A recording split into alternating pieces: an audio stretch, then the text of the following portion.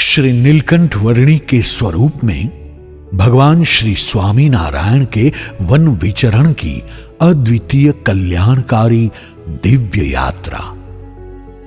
दिव्य चरित्र करते बाल प्रभु घनश्याम ने अपने अवतार कार्य के उद्देश्य हेतु और धर्म की स्थापना के लिए भारत की कल्याण यात्रा करने का निश्चय किया।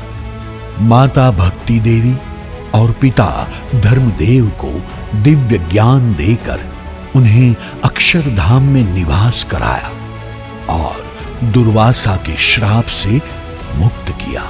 संवत 1849 आषाढ़ शुक्ल दशम 29 जून 1792 की भोर का समय था। समग्र अयोध्या गहरी निद्रा में डूबी हुई थी।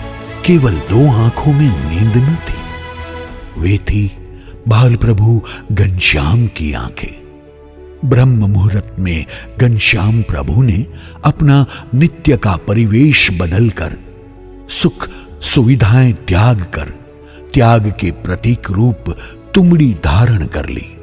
शास्त्र का निष्कर्ष लिखा हुआ गुटका साथ में लेकर माला रूपी पूंजी हाथ में लिए बाल प्रभु घनश्याम ने बिजली की गर्जनाएं और घनघोर बरसात के बीच सदैव के लिए गृह त्याग कर समग्र विश्व को अपना प्रिय बना लिया।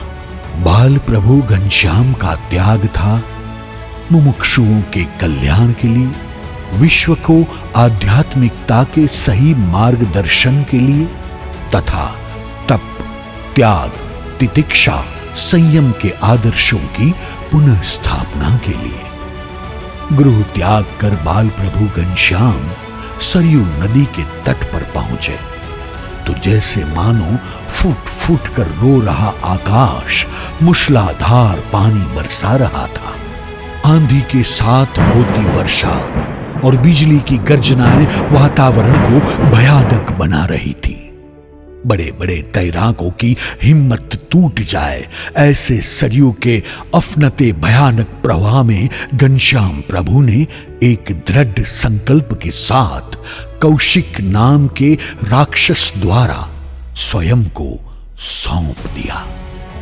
घनश्याम प्रभु ने अपनी पहचान त्याग कर वे घनश्याम से बाल योगी नीलकंठ बन गए। नीलकंठ ने हाथ में कमंडल, माला तथा दंड लिए हुए थे। गले में शालिग्राम का बटुआ लटक रहा था।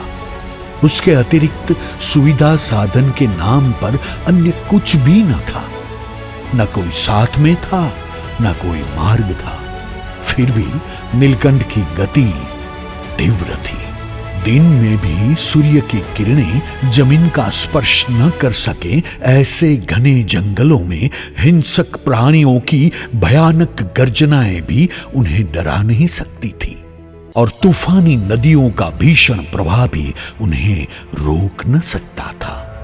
जीवन रक्षा के लिए आवश्यक अन्न वस्त्र के अभाव में खुले बदन, नंगे पांव तथा बिना किसी मार्गदर्शक के हिमालय की बर्फीली आंधियों में, दुर्गम्य जंगलों में, हिंसक जीव जंतुओं के बीच में 11 वर्षीय बाल योगी नीलकंठ मानसरोवर से लेकर भारत के पूर्व पश्चिम, उत्तर दक्षिण के तीर्थ स्थानों जैसे कि नैमिषारण्य, हरिद्वार, केदारनाथ, बद्रीनाथ, मानसरोवर, बद्रिकाश्रम, गंगोत्री, मुक्तिनाथ पुल्हाश्रम, बुटोलपुर, काठमंडू आदि 12, कामाक्षी, नवलखा पर्वत, कपिलाश्रम, गंगा सागर, जगन्नाथपुरी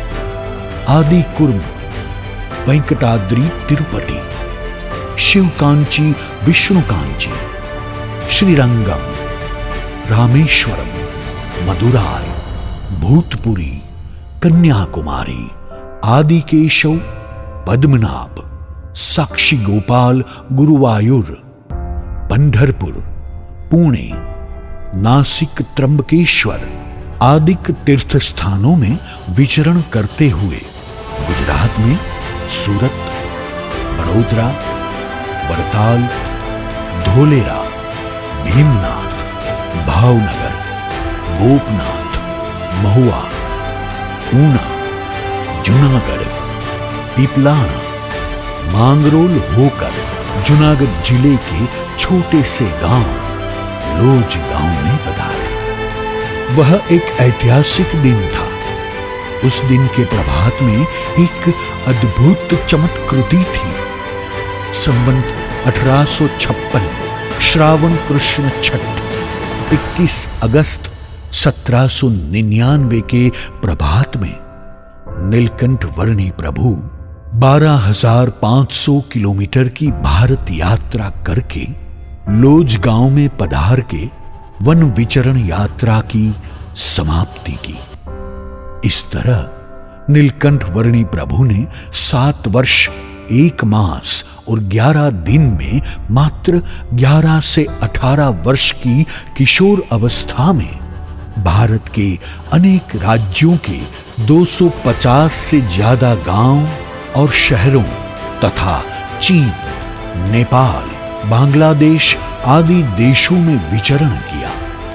बाल योगी नीलकंठ ने भिन्न भिन्न स्थानों पर अनेक साधुओं, तपस्वियों, मुमुक्षुओं और साधकों को कल्याण मार्ग पर उन्मुख करके लोगों को अपने दिव्य प्रागट्य का साक्षात्कार कराया। अगर ये वीडियो आपको पसंद आया हो तो लाइक करें और शेयर करना मत भूलिए। सब्सक्राइब करें सरदार कथा चैनल को और बेल आइकॉन पर क्लिक करना मत भूलिए लेटेस्ट वीडियो सबसे पहले पाने के लिए।